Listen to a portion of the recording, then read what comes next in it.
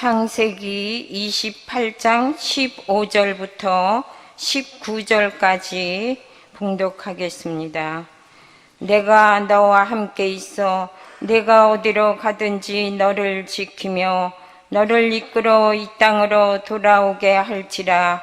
내가 내게 허락한 것을 다 이루기까지 너를 떠나지 아니하리라 하신지라. 야곱이 잠이 깨어 이르되 여호와께서 과연 여기 계시거늘 내가 알지 못하였도다. 이에 두려워하여 이르되 두렵도다. 이곳이요 이것은 다름 아닌 하나님의 집이요 이는 하늘의 문이로다 하고, 야곱이 아침에 일찍이 일어나 베개로 삼았던 돌을 가져다가 기둥으로 세우고 그 위에 기름을 붓고 그곳 이름을 베델이라 하였더라. 이 성의 옛 이름은 루스더라. 아멘. 6월은 많은 사람들의 희생과 그리고 헌신을 기념하는 그런 날이 들어있는 달입니다. 나라와 그리고 민족과 그리고 사회 그리고 가정을 위해서 몸을 다한 우리들의 선조들 혹은 공동체의 일원들의 그런 희생과 섬김의 삶을 마음에 되새기는 그런 시간을 갖는 것도 성숙한 그리스도인의 태도입니다. 내가 속한 공동체 그리고 사회, 가정, 직장 그리고 교회를 위해서 나는 지금 어떻게 헌신하고 섬기고 있는가, 이렇게 나를 돌아보는 것도 또 새롭게 마음을 다지는 것도 우리가 6월에 해볼 만한, 그리고 꼭 시간을 내서 그렇게 해볼 수 있는 소중한 행동이 삶의 모습이 될 수 있을 것입니다. 여러분들의 분주한 시간 속에서 꼭 시간을 쪼개어서 내가 나에게 주어진 삶을 나를 위해서만 그렇게 사는 것이 아니라 타인을 위해서 그리고 사회와 속해 있는 공동체를 위해서 헌신하겠다라는 그런 마음을 가지실 수 있기를 주님의 이름으로 간구를 드립니다. 그리고 오늘 절기상 오늘 절기가 망종입니다. 망종. 좀 단어가 익숙하지는 않지만 망종이라는 것은 곡식 중에서 수염이 있는 곡식을, 씨앗을 뿌리는 그러한 적당한 시기라는 뜻이 담겨져 있습니다. 그래서 비록 우리가 곡식을 또 농사를 직접, 물론 이제 짓는 분도 계시지만 농사를 전념하는 것은 아니지만 우리 삶에 적용하여서 씨앗을 꼭 뿌리는 것은 아니지만 내가 삶에서 사랑의 말을 뿌려보이고 또 섬김의 신앙의 씨앗을 또 뿌려보고 그리고 봉사 그리고 전도 그리고 화해의 씨앗을 뿌려보시는, 그렇게 6월 한 달을 한번 신앙으로 사신다고 한다면 그런 뿌려진 씨앗이 반드시 풍성한 열매로 우리가 거두게 될 줄로 믿습니다. 6월 한 달을 여러분들의 삶을 더 신앙적으로 풍성하게 만드시고 누리실 수 있기를 주님의 이름으로 축원을 드립니다. 여러분께서 관심을 많이 보이시고 있는 것인데요. 교회 본당 앞에 이제 모내기 한 곳, 모짜리 여러분들이 관심 있게 많이 보시는데요. 그 모가 아주 여러분들의 수고로 이렇게 잘 심겨졌습니다. 그래서 아주 파란색으로 그 생명력을 잘 보여주고 있습니다. 그래서 저도 이렇게 한참을 한번 바라보았습니다. 그런데 한참을 바라보는데 그 모가 이렇게 하늘하늘 흔들렸습니다. 분명히 바람이 불어서 그 모가 흔들렸을 텐데요. 그런데 정작 저는 바람을 느끼지를 못했습니다. 같은 장소에서 저는 바람을 느끼지 못했지만 그 심겨진 것은 그 바람을 몸에 받아서 이렇게 하늘 또 하늘 이렇게 흔들렸습니다. 한참을 또 생각해 보았습니다. 저는 생각하기를 바람이 없었는데 왜 뭐가 흔들렸을까? 그런데 생각해 보면 바람이 없었던 것이 아니었죠. 근데 제가 그냥 바람을 느끼지 못했던 것 뿐입니다. 그리고 저는 그냥 흔들리는 그 모를 통해서 바람이 부는구나, 이제 그것을 알게 되었던 것입니다. 별로 여러분들은 흥미롭게 생각하시지 않는데 아주 저는 특별한 경험이었습니다. 그래서 혹시 저와 같은 마음을 표현한 시가 있는지를 찾아보았습니다. 그랬더니 이혜인 수녀님의 시 중에 친구 바람에게라는 그러한 시가 있었음을 알게 되었습니다. 그 내용 중에 일부분을 제가 한번 읽어드려 보겠습니다. 얼굴이 없어도 항상 살아있고 내가 잊고 있어도 내 곁에 먼저 와 있는 너를 나는 오늘 다시 알았단다.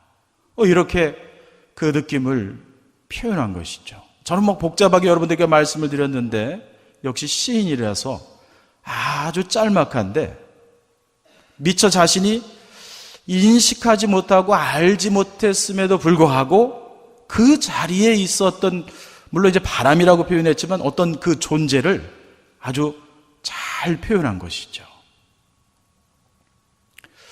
성령 하나님께서는 바로 그런 것입니다. 하나님께서는, 성삼위 하나님께서는 바로 그러한 분이시다는 것이죠. 항상 우리 곁에, 그리고 항상 나의 곁에. 인간의 말로 참 표현하기가 어렵고 신학적으로 정의를 하였어도 정말로 완전하게 표현할 수는 없지만 태초부터 계셨던 그분, 성삼위 하나님께서 바로 그렇다는 것입니다. 우리가 느끼기도 하고 그리고 또 때로는 전혀 느끼지도 못하지만 그럼에도 성삼위 하나님께서는 태초부터, 아니 시간이라고 말하기 그 전 어떤 그 시간, 그때부터도 지금까지 그리고 앞으로도 그 시간이라고 말하는 인간의 어떤 물질적인 그 범위 안에서 넘어서서 존재하시는 분, 그 하나님께서 우리를 지켜주시고 보호해 주시고 함께해 주시고 위로해 주시고 소망 주시는 줄로 믿습니다. 우리는 그 하나님을 의지하는 것이죠. 바람을 느끼지 못하지만 여전히 그 바람이 있는 것처럼 하나님도 마찬가지입니다. 우리가 다 하나님을 느끼지 못하지만 여전히 성삼위 하나님께서는 우리와 함께 하시는 것입니다. 그 하나님이 계심을 꼭 믿으시기를, 그 믿음으로 사시기를 바랍니다. 사람의 생각과 감각과 이성, 이런 거 참 중요합니다. 그것으로서 사물을 인식하고 이해하고 참 소중한 것이죠. 그러나 제가 처음 경험을 여러분들에게 나눠드린 것처럼 경험을 다 하지 못해도, 이해하지 못해도, 체험하지 못해도 성삼위 하나님께서는 우리와 함께 계셔서 우리를 사랑해 주시는 분이십니다. 그 하나님을 풍성하게 의지하시기를 바랍니다. 창세기에 나오는 많은 사람들 가운데 특별히 아브라함 그리고 이삭, 야곱 중에서 가장 역동적인 삶을 살았던 사람은 아마도 단언컨대 야곱일 것입니다. 이 야곱은 태어날 때부터 아주 특별하게 태어났습니다. 형의 발꿈치를 잡고 태어난 것이죠. 근데 저는 생각해 봤습니다. 정말로 그냥 발꿈치를 막 붙들고 태어났을까? 아니면 그냥 손이 겹쳐진 것을 그렇게 해석했는가? 근데 그건 뭐 명확하게 알 수 없죠. 어쨌든 그의 이름 안에는 발꿈치를 잡은 사람, 이렇게 이름을 가지고 태어났습니다. 이제 오늘 본문은 그랬던 그 야곱이 형 에서를 피해서 도망하는 그런 상황이 기록되어져 있는 것이 바로 오늘 말씀이 되는 것입니다. 그렇게 된 것은 물론 그 야곱의 욕심 때문이었습니다. 형의 어떤 장자권이라고 말하는데 형의 어떤 누릴 수 있는 것, 이것을 막 빼앗기 위해서 형의 그 배고픔을 이용하였습니다. 그리고 또 아버지를 속이까지 했던 것이죠. 바로 그런 행동 때문에 야곱은 에서에게 그 분노의 대상이 되었던 것입니다. 그러니까 에서는 야곱을 그냥 죽이려고 하는 그런 기회만을 엿보고 있었습니다. 이제 그것을 알았기 때문에, 눈치챘기 때문에 어머니의 이제 권면으로 인하여서 집을 떠나서 아주 그냥 멀리 떨어져 있는, 우리는 이제 외갓집이라고 표현하는데, 여튼 멀리 떨어져 있는 친척 집으로 이제 도망하는 그런 상황이 된 것입니다. 네, 물론 27장 후반부에서는 이제 다른 명분이 기록되어져 있습니다. 그건 뭐냐면 이제 결혼을 위해서, 야곱의 결혼을 위해서 친척 집을 방문하는 그런 명분이 기록되어져 있긴 하지만, 어쨌든 그가 가는 그 길은 참 무섭고 그리고 떨리는 길이었겠죠. 자기가 살던 동네에서 전혀 낯선 곳으로 간다는 것, 요즘도 그렇죠. 여행한다는 것이 요즘처럼 다 일반화되어 있고 세계화되어 있음에도 불구하고 낯선 곳에 간다는 것은 좋기도 하지만 이제 두려움이 같이 있죠. 무슨 일이 일어날지 몰라서. 하물며 이 야곱의 시대, 지금부터 몇천 년 전에는 살던 곳에서 멀리 간다는 것은 이건 목숨을 거는 것이죠. 가는 도중에 그를 보호해줄 보호장치는 없는 겁니다. 낯선 곳에서 낯선 사람들이 공격하면 그냥 목숨을 빼앗겨버리는 거죠. 또 지금처럼 변변한 잠자리가 있는 것도 아니고 짐승이나 독충이나 추위나 더위로 인하여서 죽을 수도 있는 것이죠. 그러니 이 야곱의 가는 길은 아주 두려운 길이었습니다.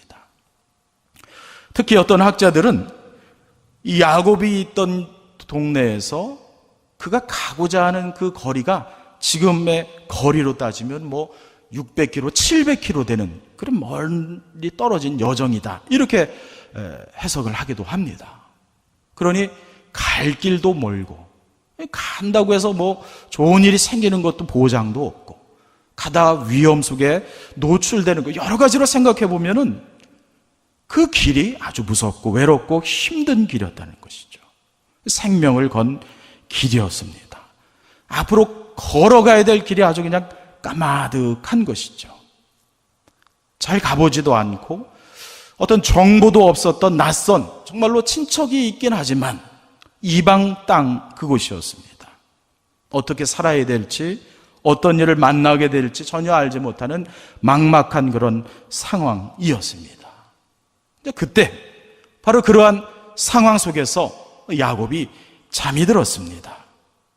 돌베개를 의지하고 누웠던 야곱, 잠을 자지만 사실 그렇게 잠을 잤겠습니까? 자다 깨다 했겠죠. 어떤 분들은 말씀 읽으면서 먼 거리를 가니까 피곤해서 잠잤을 거야, 이렇게 하지만 저는 좀 다릅니다. 여러분, 사실 잠을 잤겠습니까? 그냥 졸다가 고민하다 무서워하다가 또 깜빡 자다가 이랬겠죠. 여튼 야곱이 잠을 자다가 바로 그런 어려운 상황 속에서 하나님을 만났습니다. 참 은혜이죠. 우리는 울고불고 해도 하나님이 잘 만나주시지 않는데, 야곱은 뭐 기도했다는 얘기도 없고 뭐 간절히 뭐 했다는 것도 없는데 잘 잠을 자다가, 제 생각에는 졸았던 것 같아요. 고민하다가 깨다가 막 그러다가 하나님이 일방적으로 만나주신 것이죠. 그런 하나님에 대해서 야곱이 고백을 한 것이 있습니다. 저는 이 고백이 참 우리에게 전해주는 큰 어떤 메시지를 담고 있다라고 믿습니다. 그것이 16절 말씀입니다. 제가 한번 읽어보 드리겠습니다. 야곱이 잠이 깨어 이르되 여호와께서 과연 여기 계시거늘 내가 알지 못하였도다. 이렇게 되는 겁니다. 야곱이 알지 못한 것입니다. 그런데 이제 알게 되었다라는 것입니다. 여호와께서 과연 여기 계시거늘 내가 알지 못하였도다. 이렇게 되는 겁니다. 하나님이 야곱과 함께 하시는 것, 그것을 야곱이 깨달은 것입니다. 야곱은 그의 삶에서 물론 참 많은 어려움이 있었지만 이제 특별히 하나님을 체험한 경험들 중에 아주 극적인 경험이 2번 정도이었습니다. 오늘 읽은 이 본문 바로 여기 있죠. 정말로 막막한 곳에서 하나님을 경험한 그 체험이죠. 또 오늘 본문에서 한참 지나서 이제 친척 집에서 결혼도 하고 재산을 일구고 다시 이렇게 고향 땅으로 돌아올 때 자기를 싫어하고 미워했던 에서, 형 에서를 만나기 전, 바로 그때였죠. 재산과 가족과 먼저 다 떠나보내고 홀로 있었을 때에 바로 그 순간, 그 2번입니다. 그런데 참 야곱은 하나님이 은혜를 주셨죠. 바로 그 어렵고 막막할 때에 하나님을 경험하게 됩니다. 그래서 그때의 경험으로 인하여서 바로 그곳의 이름들이 붙여집니다. 오늘 읽은 것처럼 베델, 하나님의 집, 이렇게 이름이 붙여지고, 하나는 분니엘, 하나님의 얼굴을 비웠다. 바로 그겁니다. 야곱에게 있어서는 하나님의 전적인 은혜, 그리고 야곱에게 있어서는 하나님이 함께 하신다는 그것을 그가 경험적으로 받아들이게 되었다는 것입니다. 그것이 야곱의 삶에서 아주 크게 영향을 줄 수밖에 없었던 것입니다. 야곱의 고백, 여호와께서 과연 여기 계시거늘, 그래 하나님이 여기 계셨구나, 그런데 내가 알지 못했을 뿐이구나. 이 고백은 혹시 우리도 이 야곱과 같지 않는가? 나의 신앙의 고백을 살펴보아야 합니다. 여러분 알고 계십니까? 정말로? 여러분 정말로 믿고 계십니까?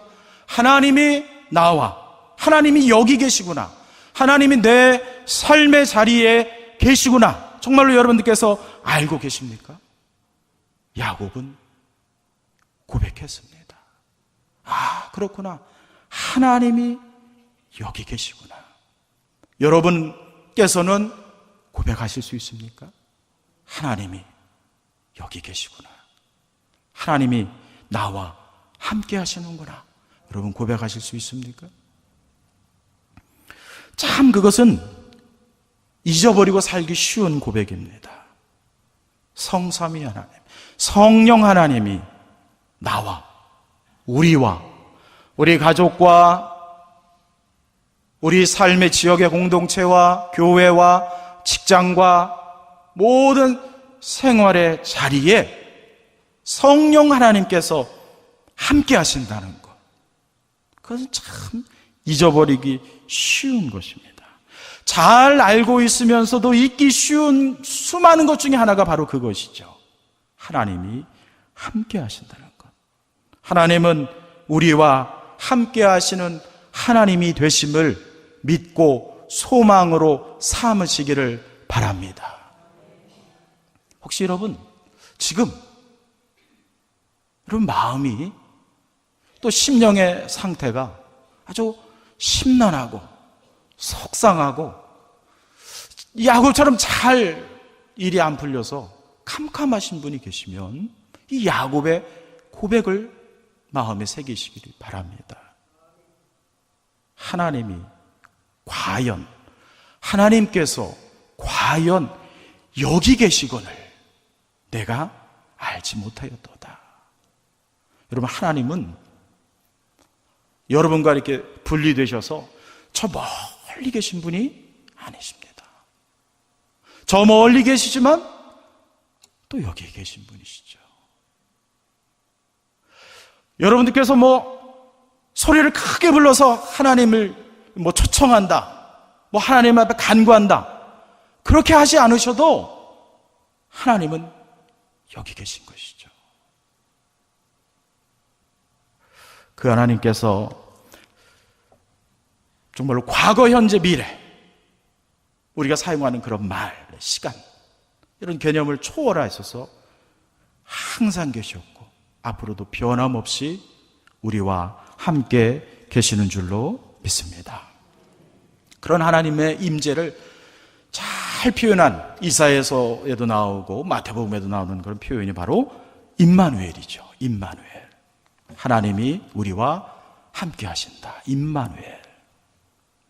이사야서에 표현된 그것이 마태복음에서 다시 이제 해석되고 붙여지는 것이죠. 예수님, 임마누엘. 우리는 그런 면에서 결코 이 땅에 혼자 있는 존재가 아닙니다. 여러분들은 혼자 내버려진 연약한 존재가 아니라는 것이죠. 우리의 실존은 연약하지만 성삼위 하나님께서, 성령 하나님께서 우리와 함께 계시는 것입니다. 그래서 우리는 소망이 있는 것입니다.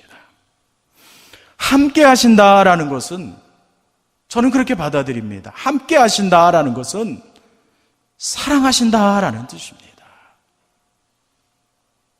하나님이 함께 하신다는 것은 나를 사랑하신다는 겁니다. 사랑하시기 때문에 내버려 두지 않고 홀로 두지 않으시겠다라는 것입니다. 그래서 예수님께서 이 땅으로 오신 것이죠. 높은 곳에만 계신 것이 아니라 이곳에 오셔서 우리와 함께 해주신다는 것이죠. 그리고 다시 오실 때까지 보혜사 성령 하나님이 우리와 또 함께 하시는, 곁에서 함께 계신 하나님, 그 하나님이 사랑으로 우리를 보호해 주신다는 것이죠. 우리를 사랑하시는 하나님께서는 우리와 함께 하시는 하나님 되심을 믿으시기 바랍니다. 제가 처음 서두에 읽어드렸던 시를 여러분 기억하시겠죠? 얼굴이 없어도 항상 살아있고 내가 잊고 있어도 내 곁에 먼저 와 있는 너를 나는 오늘 다시 알았단다. 성령 하나님이시죠. 하나님. 물론 그 시가 하나님을 의미하는 것은 아니지만 하나님, 우리가 고백할 수 있는 하나님이 바로 그런 하나님이시라는 것입니다. 내가 다 잊고 있어도, 그래서 절망하고 낙심하고 두려워하고 외로워하고 속상해해도 내 곁에 먼저 와 계신 하나님, 내가 항상 잊고 있어도 항상 거기에 계신 그 하나님이 이처럼 우리와 함께 하십니다. 내가 그 하나님을 만나려고 막 발부동 치지 못해도 소리 질러서 불러지 못한다 할지라도 꼭 초청해야 된다고 하지만 그렇지 않습니다. 초청하지 않아도 하나님은 오십니다. 초청해도 안 오실 때도 있고요.